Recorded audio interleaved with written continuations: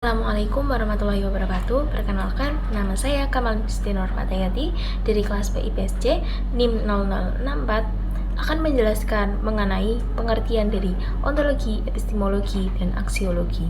Yang pertama yaitu ontologi.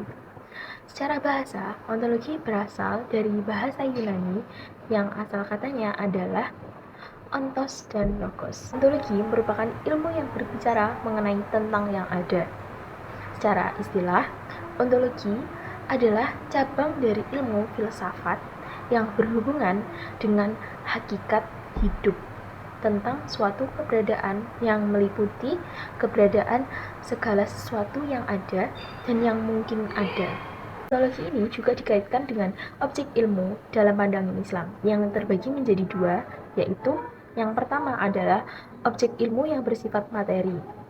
Maksudnya materi di sini adalah objek ilmu yang dapat didengar, dilihat, dan juga dirasakan. Contohnya seperti ilmu sains, ilmu eksak, ilmu politik, sosial, budaya, psikologi, dan juga lain sebagainya. Yang kedua yaitu ilmu yang bersifat non-materi. Berlawanan dengan objek materi, pada non-materi ini tidak bisa didengar, dilihat, dan dirasakan. Contoh dari objek non-materi ini yaitu objek yang berbicara mengenai roh, sifat, dan wujud dari Tuhan. Selanjutnya, saya akan menjelaskan mengenai epistemologi. Epistemologi secara bahasa yaitu dari bahasa Yunani yang asal katanya epistem yang artinya pengetahuan dan logos yang artinya ilmu. Secara istilah, epistemologi adalah suatu ilmu yang mengkaji tentang sumber pengetahuan, metode, struktur, dan benar tidaknya suatu pengetahuan. Epistemologi diartikan sebagai cabang filsafat yang berhubungan dengan hakikat dan lingkup pengetahuan, dasar-dasarnya, serta penegasan bahwa seseorang memiliki pengetahuan.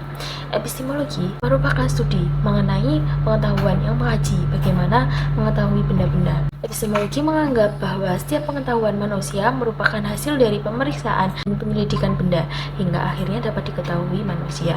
Dengan begitu, jelas bahwa epistemologi ini membahas mengenai sumber, proses, syarat, batas fasilitas, dan hakikat pengetahuan yang memberikan kepercayaan dan jaminan dari kebenarannya. Lalu, menurut Jujun Surya Sumantri, menjelaskan bahwa berpikir merupakan aktivitas mental yang dapat menghasilkan suatu ilmu pengetahuan. Diperlukannya metode ilmiah atau merupakan landasan yang digunakan dalam epistemologi ilmu. Metode ilmiah adalah cara yang digunakan dalam ilmu dalam menyusun pengetahuan yang benar. Metode ini merupakan prosedur dalam mendapatkan pengetahuan. Selanjutnya, para ahli filsafat telah membagi metode ilmiah ini menjadi dua macam, yaitu yang pertama, pola berpikir deduktif. Berpikir deduktif ini memberikan sifat rasional dan konsisten kepada pengetahuan ilmiah yang telah ada sebelumnya. Dan yang kedua, pola berpikir induktif. Induktif adalah memberikan pola di mana aktivitas berpikir dimulai dari kemampuan seseorang dalam mengungkap kejadian yang ada di sekitarnya. Yang terakhir, saya akan membahas mengenai aksiologi. Aksiologi adalah salah satu cabang filsafat ilmu yang mempertanyakan bagaimana manusia menggunakan ilmunya. Aksiologi mencoba untuk mencapai hakikat dan manfaat yang ada dalam suatu pengetahuan. Salah satu manfaat dari ilmu pengetahuan yaitu untuk memberikan kemaslahatan dan kemudahan bagi kehidupan manusia. Aksiologi ini berasal dari bahasa Yunani yaitu aksion yang berarti nilai dan logos yang berarti ilmu. Aksiologi adalah ilmu yang mempelajari tentang nilai.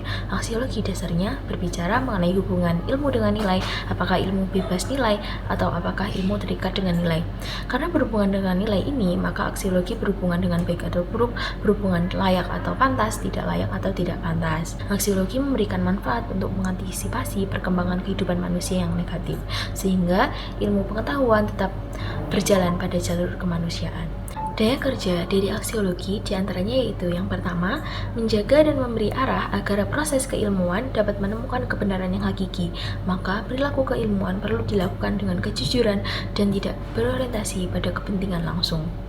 Yang kedua, dalam pemilihan objek penelaahan dapat dilakukan secara etis yang tidak mengubah kodrat manusia, tidak merendahkan martabat manusia, tidak mencampuri masalah kehidupan, dan netral dari sifat-sifat yang bersifat dogmatif, arogansi kekuasaan, dan kepentingan politik.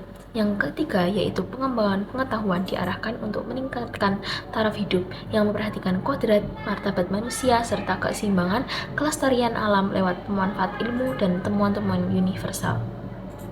Kesimpulan dari materi ini yaitu ontologi berbicara tentang eksistensi ilmu pengetahuan, epistemologi berbicara tentang perkembangannya, dan aksiologi berbicara tentang nilai-nilai yang terkait dengan ilmu pengetahuan. Terima kasih. Wassalamualaikum warahmatullahi wabarakatuh.